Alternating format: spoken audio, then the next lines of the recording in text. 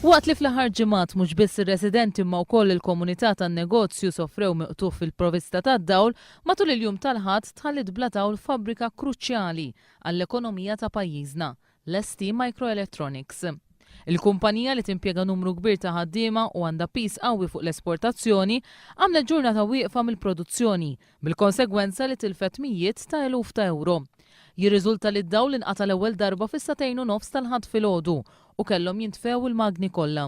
Huwa mifhum li l-elettriku ġie lura wara 15-il minuta, b'sorsi jgħidu li dan iqtuħ ta' kwarta l-ST fisser telf ta' sija produzzjoni.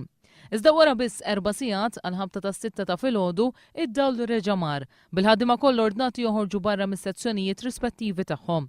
Il-provista tal-elettriku ġiet lura biss wara kważi 14-il siegħa għal ħabta ta' 8:15 tal-ħadd filgħaxija. One News huwa infurmat li din is-sitwazzjoni nqalet wara problemi fis-substantial li tipprovdi l-elettriku lill-ST.